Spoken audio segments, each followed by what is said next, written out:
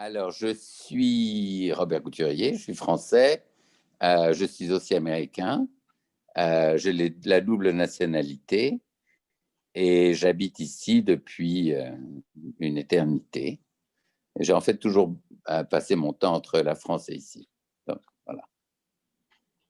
Et je suis architecte d'intérieur et décorateur et j'ai fait Camondo en France et me suis installé aux États-Unis définitivement en 1981.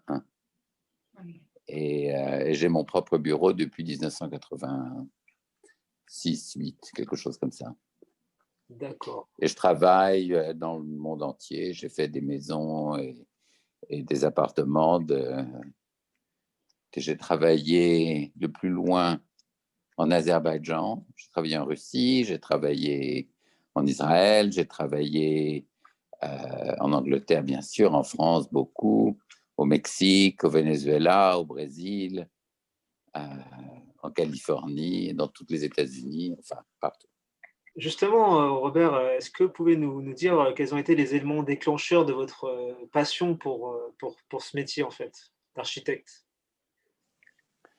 Écoutez, je crois que j'ai toujours été fait pour ça. J'ai toujours dessiné beaucoup, même quand j'étais très jeune. J'ai toujours été intéressé par les styles, intéressé par les maisons, les intérieurs, beaucoup plus résidentiel que commercial. Et c'est toujours ce qui m'a intéressé. Donc, quand il a été la question de trouver une profession, c'est devenu une évidence. Et c'est comme ça que je suis allé à Camondo, que j'ai fait Camondo. Mais donc, ça coulait de source. Ça n'a pas été un éclair qui m'est pris tout à coup en disant voilà, tu vas devenir décorateur. Non. C'était tout à fait logique. Est-ce que vous avez un message pour les jeunes les jeunes Français qui veulent réussir aux États-Unis?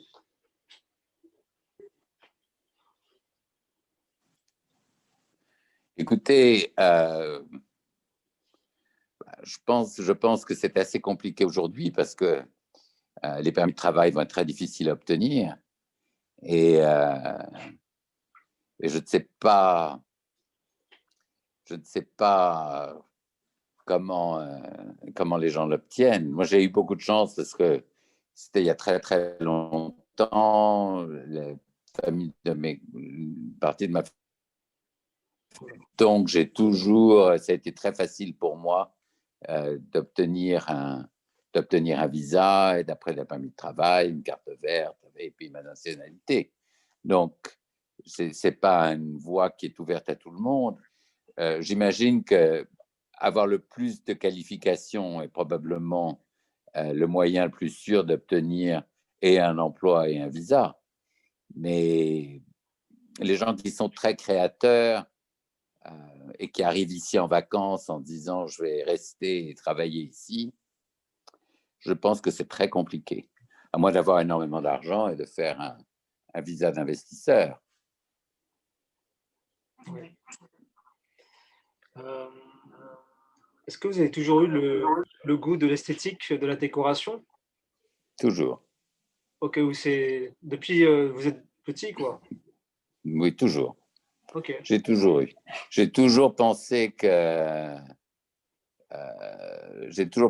partie du bonheur personnel passait par son environnement. D'accord. Pas forcément qu'il soit le plus luxueux possible, mais qu'il soit en tout cas le plus confortable, le plus menant possible. Oui. Justement, à travers vos rencontres, vous avez fait beaucoup de rencontres. Qu'est-ce que vous avez appris sur l'être humain? Son fonctionnement, sa façon de penser? Qu'est-ce que vous avez appris sur l'être humain?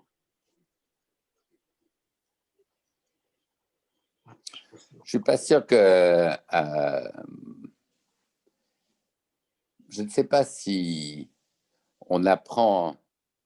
Bon, d'abord, je pense qu'il faut être relativement ouvert soi-même pour pouvoir comprendre les autres, essayer de les comprendre. Il ne faut pas avoir de parti pris, il ne faut pas être sûr d'avoir raison, il ne faut pas être sûr d'être le meilleur.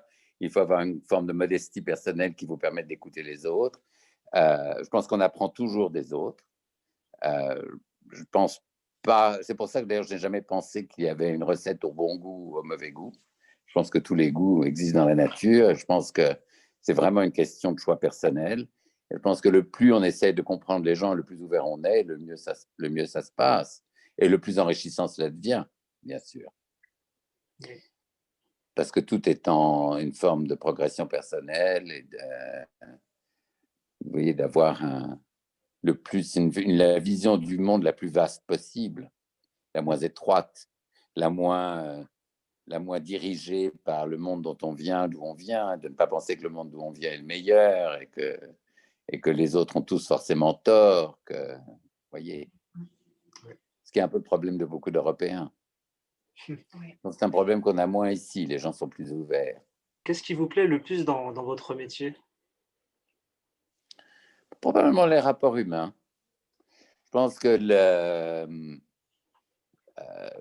c'est très difficile de travailler dans ce genre de profession pour quelqu'un qu'on n'aime pas. Parce que tout est dans la façon qu'on a de deviner le caractère de l'autre et ce que l'autre veut et d'anticiper ses joies, ses bonheurs, ce qu'il aime, ce qu'il n'aime pas. Et si on n'aime pas quelqu'un, c'est impossible parce qu'on est toujours en position de défense.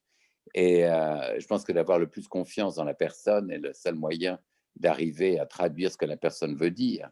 Parce qu'en fait, on n'est qu'un buvard, on est créateur dans la mesure où on est créateur pour quelqu'un, dans le cadre de quelqu'un. On n'est pas créateur gratuitement devant vous voyez, une toile blanche à essayer de créer soi-même quelque chose.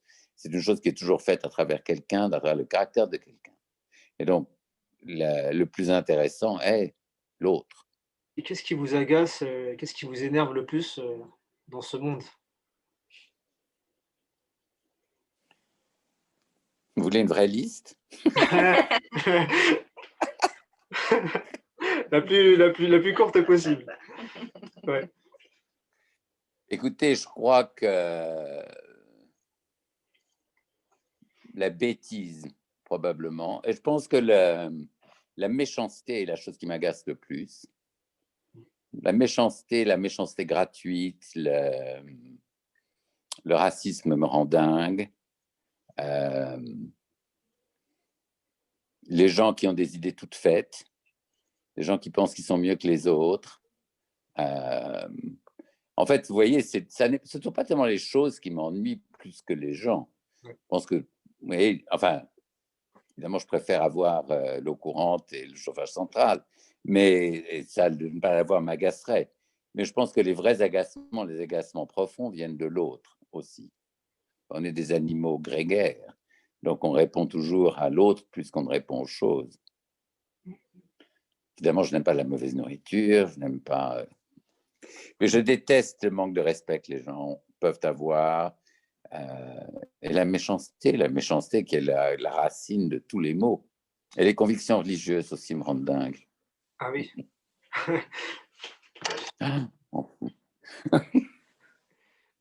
Vas-y, tu as une question? Oui, j'aurais voulu savoir qu'est-ce que vous aimez en France? Qu'est-ce qui vous plaît en France et qu'est-ce qui vous plaît, aux États-Unis?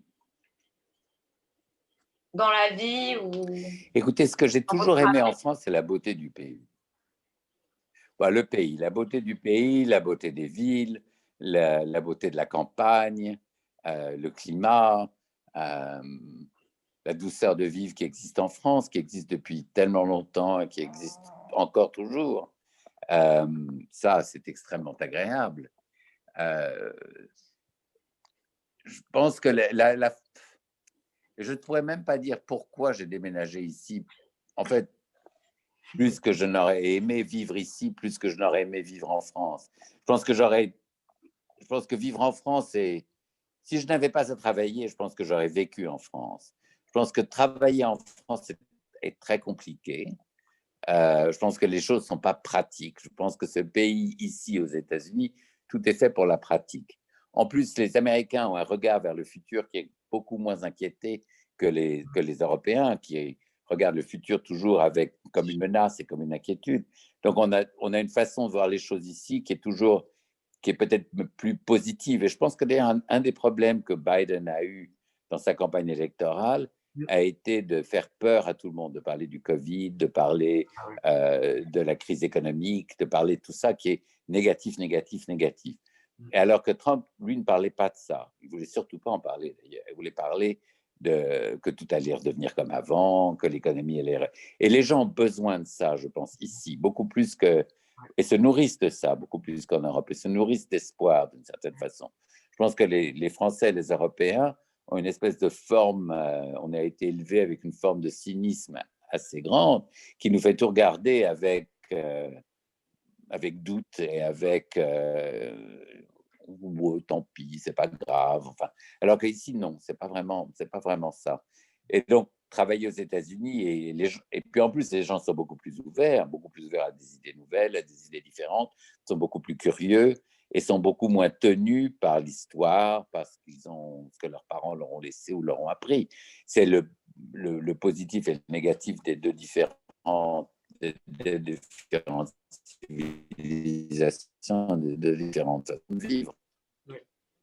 Mais je pense que vivre ici est toujours relativement exaltant, l'est toujours d'ailleurs. Mais vous savez que la mobilité sociale est plus grande en Europe qu'elle est aux États-Unis. D'accord. C'est étonnant. Oui.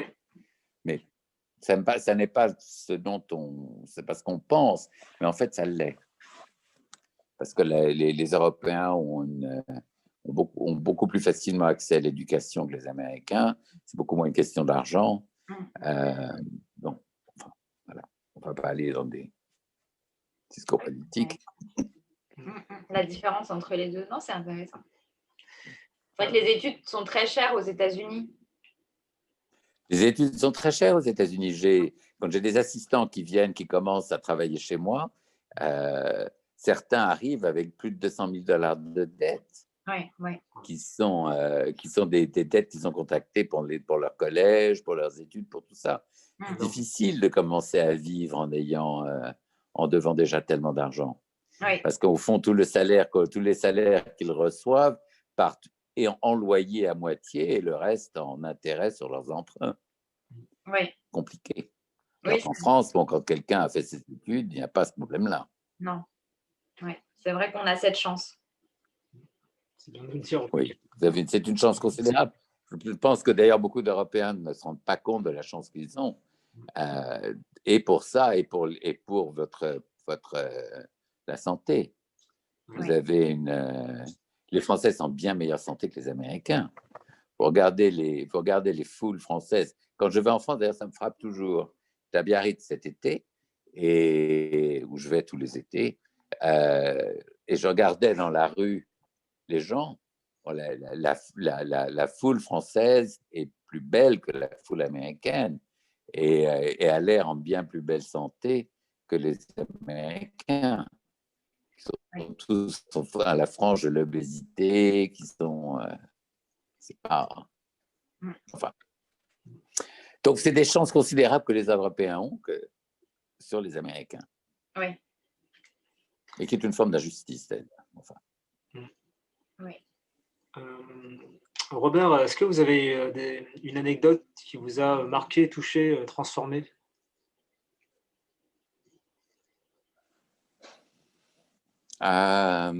Plusieurs, j'imagine.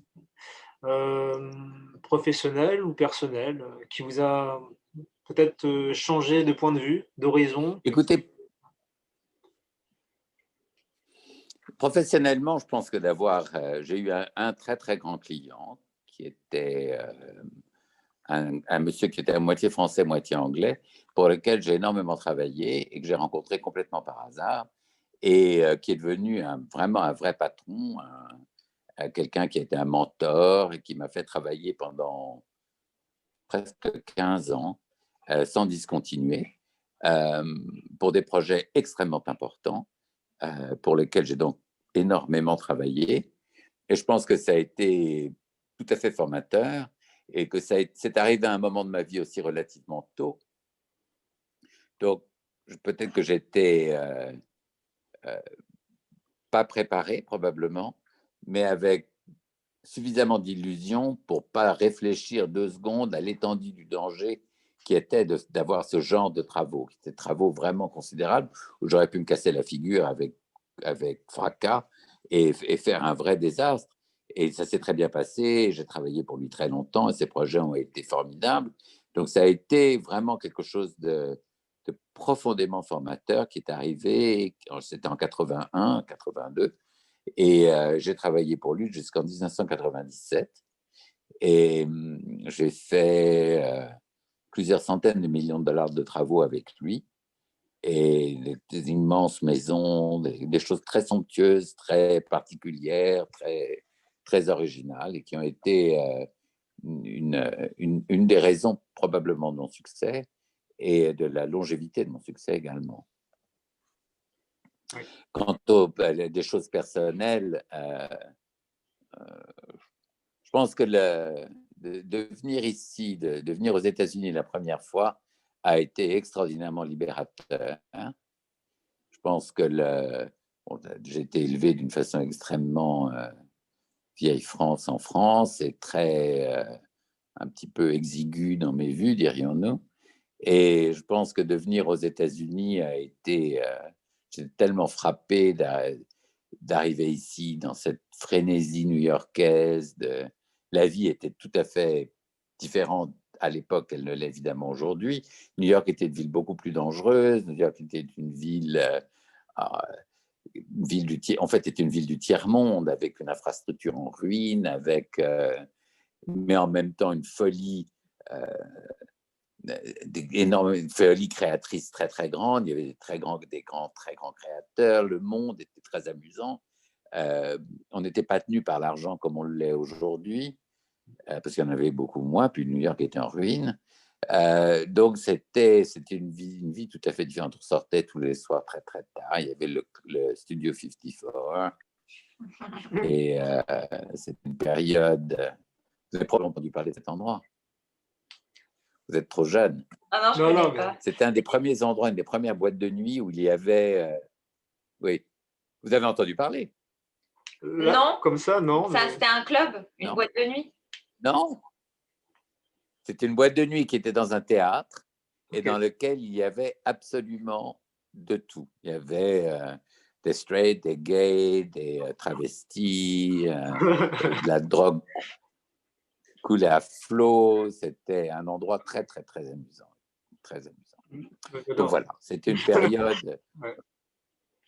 C'est une période... Enfin, écoutez, toute cette liberté a quand même donné lieu au sida et à tout ça. Donc, c'est toujours le mauvais côté du bon côté. Mais bon. Donc, c'était une période très amusante. Donc, voilà. Et donc, c'est pour ça que je me suis dit, je reste ici. Et je suis resté. Au moins, les gens étaient très libres. Donc, c'était... Les gens étaient très, très libres. Oui. Les gens étaient très, très libres. Les gens étaient très ouverts. Et voilà, il y avait un désir d'amusement qui était très, très grand. Je ne sais pas comment on a fait pour vivre autant en dormant si peu, mais bon, ça n'était pas la préoccupation essentielle de nos vies. Et c'était très gai, évidemment. Est-ce que vous voulez remercier des personnes qui ont fait de vous ce que vous êtes en termes de valeurs humaines?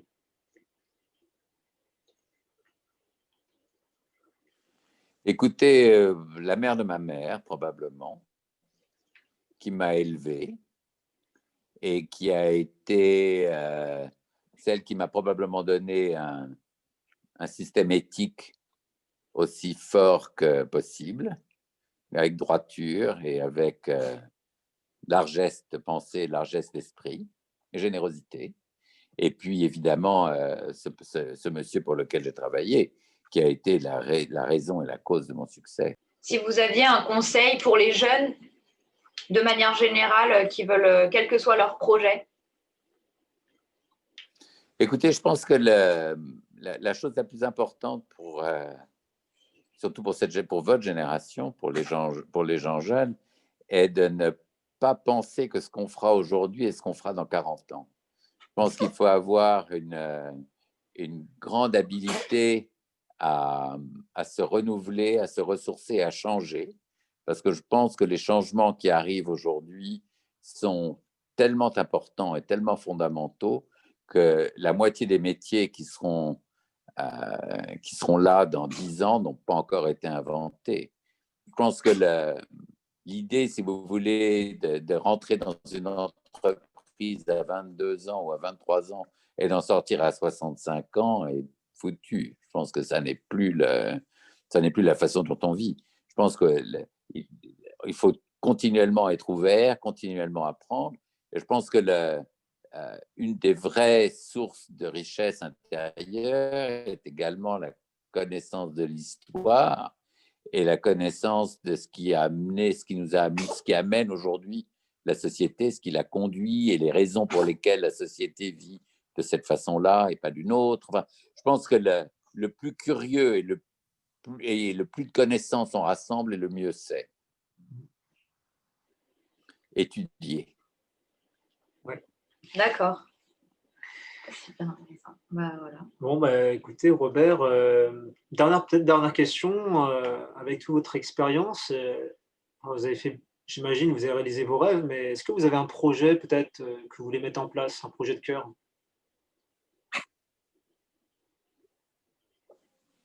Non. Non, c'est mon chien qui est en train de s'étrangler. Excusez-moi. C'est un chien. Oh, il a avalé quelque chose qu'il n'a pas dû avaler. J'ai 5 chiens. Mais non, je n'ai pas de projet particulier que je veux faire maintenant. Vous savez, je pense qu'il faut avoir des tas de rêves, bien entendu. Mais je pense que l'abstraction des rêves est mieux. Vous savez, je pense qu'il faut toujours rester dans l'esprit, parce qu'au moins, on n'est jamais déçu. Écoutez, Robert, en tout cas, on vous remercie pour votre énergie, votre temps. Et puis, ça me fait très plaisir. Mais à vous, merci à vous. Et bonne chance.